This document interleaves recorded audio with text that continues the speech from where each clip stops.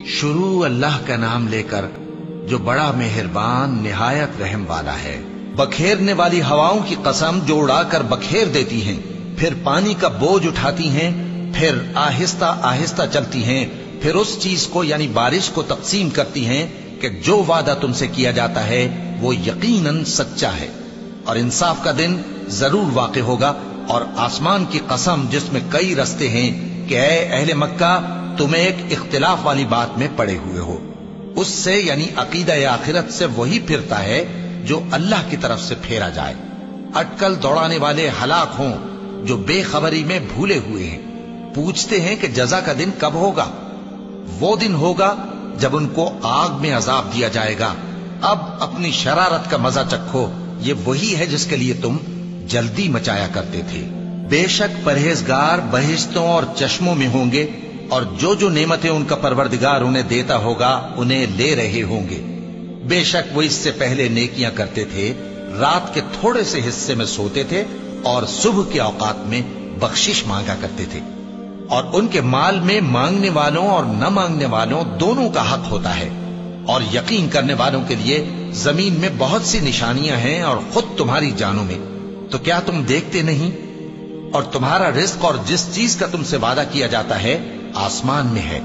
तो आसमान और जमीन के मालिक की कसम, ये उसी तरह काबिल यकीन है जिस तरह तुम बात करते हो। ए नबी, क्या तुम्हारे पास इब्राहिम के मुअज्जज मेहमानों की खबर पहुंची है?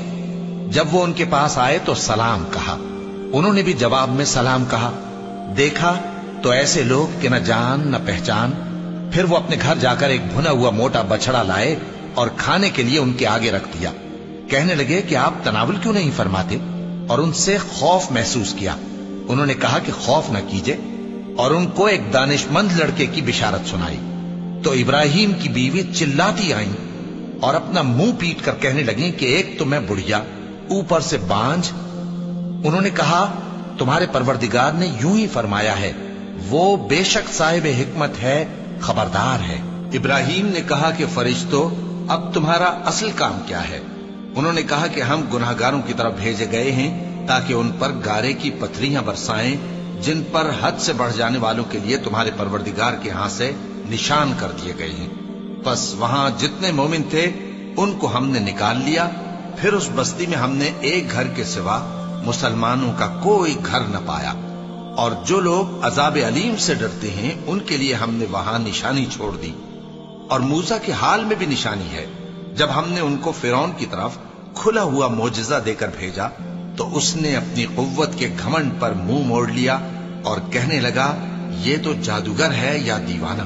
तो हमने उसको और उसके लश्करों को पकड़ लिया और उनको समंदर में फेंक दिया, और वो काम ही काबिल मलामत करता था। और आद की कौम के हाल में भी निशानी है। जब हमने उन पर नामुबारक हवा चलाई, वो जिस चीज पर चलती उसको रेजा रेजा किए बगैर न छोड़ती। और कौम समूद के हाल में भी निशानी है।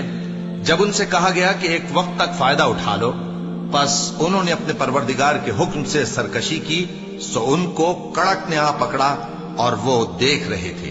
फिर वो न तो खड़े रहने की ताकत रखते थे और न मुकाबला कर सकते थे। और उससे पहले हम नूह की कौम को हलाक कर चुके थे। बेशक वो नाफरमान लोग थे। और आसमान को हम ही ने अपनी कुदरत से बनाया और हमको हर तरह की कुदरत है। और जमीन को हम ही ने बिछाया, तो देखो हम क्या खूब बिछाने वाले हैं। और हर चीज के हमने दो दो जोड़े बनाए ताकि तुम नसीहत हासिल करो। तो तुम लोग अल्लाह की तरफ दौड़ चलो, मैं उसकी तरफ से तुमको साफ साफ खबरदार करने वाला हूं। और अल्लाह के साथ किसी और को माबूद न बनाओ, मैं उसकी तरफ से तुमको साफ साफ खबरदार करने वाला हूं। इसी तरह इनसे पहले लोगों के पास भी जो पैगंबर आता तो वो भी उसको जादूगर या दीवाना कहते। क्या ये लोग एक दूसरे को इसी बात की वसीयत कर मरे हैं? नहीं, बल्कि ये शरीर लोग हैं। तो ए नबी, इनसे मुंह मोड़ लो, तुमको हमारी तरफ से मलामत न होगी। और नसीहत करते रहो कि नसीहत मोमिनों को नफा देती है। और मैंने जिन्नों और इंसानों को इसीलिए पैदा किया है कि वो मेरी इबादत करें। मैं उनसे रिज्क तो नहीं मांगता और न ये चाहता हूं कि वो मुझे खाना खिलाएं। अल्लाह ही तो सबको रिज्क देने वाला है, जोर आवर है, मजबूत है। सो कुछ शक नहीं कि इन जालिमों के लिए भी अजाब की नौबत मुकर्रर है, जिस तरह इनके साथियों की नौबत थी। تو इनको मुझसे अजाब जल्दी नहीं तलब करना चाहिए। फिर जिस दिन का इन काफिरों से वादा किया जाता है उससे इनके लिए खराबी है।